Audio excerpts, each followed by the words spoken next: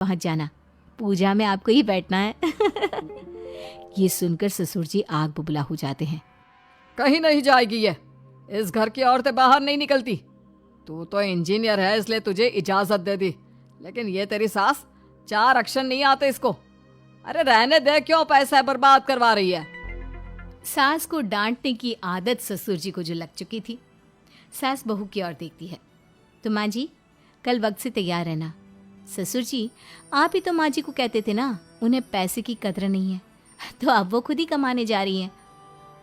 अरे और क्या पापा, देखिए मीना ने कितना अच्छा बुटीक खुला है माँ के लिए। अरे रहने दो, ये कुछ नहीं कर पाएगी, गंवार कहीं की। ससुर की रजामंदी ना होने के बाद भी सास काम करती है, लेकिन ससुर भी ससुर होता है। एक रोज सास देर से घर आती है। कहाँ घूम रही थी? ये कोई वक्त है घर आने का? घर का ठेका क्या आप मर्द लेंगे? अब लगोगी रसोई में, क्योंकि तुम्हारी बहू रानी भी नहीं आई अभी तक। पापा, आज बाहर से ही मंगवा लेते हैं। आज बहुत ज़्यादा काम था, किसी की शादी का पूरा कपड़ा सिलना था। कल उन लोगों की ट्रेन थी, खुद बैठ कर काम करवा कर गए हैं। बहू, ये पैसे हैं आज के गल्ले के, ज़रा संभाल ले। ससुर देख रहा होता है कि कैसे कल तक जिस औरत को वो बुरा भला कहकर डरा कर रखता था, वो आज उससे ज्यादा कमा रही है।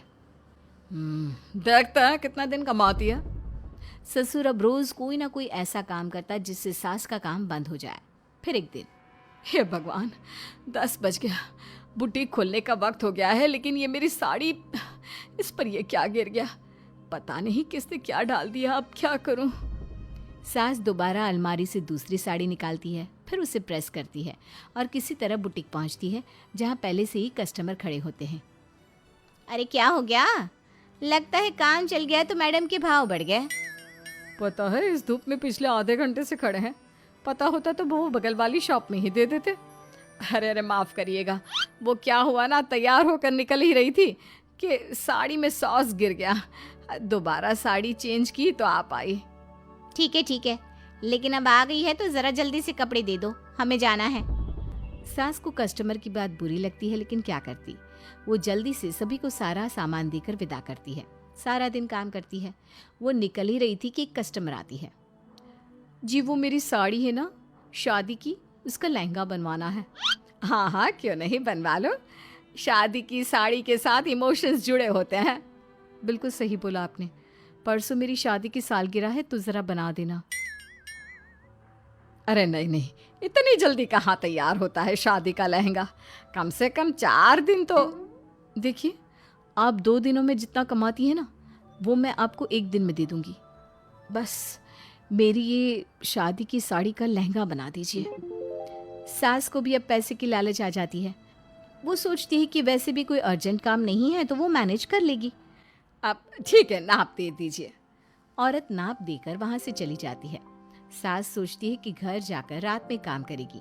ये सोचकर वो उस औरत की शादी की साड़ी घर ले आती है। वाह, अब काम घर पर भी ले आ रही हो। हाँ, लेकिन घबराइए नहीं, घर के काम में कोई असर नहीं होगा।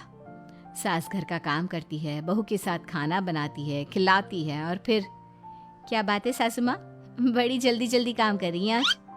सास बहू को सारी बात बताती है। क्यों माँ जी, इतनी भी क्या मेहनत करना? अरे बात सिर्फ पैसे की नहीं है, बल्कि उस बेचारी औरत की इमोशंस की भी थी। ये उसकी शादी की साड़ी है ना। ससुर पास खड़ा सब सुन रहा था। अब देखो, बहुत काम करने का शौक है ना, कैसे भरे बाजार तुम्हारी दुकान खुद तुम बंद करोगी। जब सास पूरी रात काम करके सुबह लेटती है, मौका देखकर ससुर कैंची से साड़ी को काट देता है।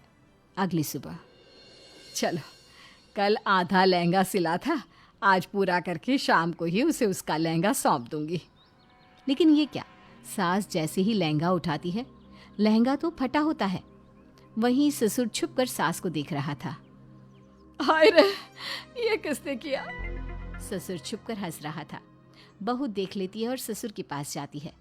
पिताजी, आपसे ऐसी छोटी हरकत की उम्मीद नहीं थी। आप खुद ही दुकान बंद करेगी। ससुर वहां से चला जाता है। सास भी वहां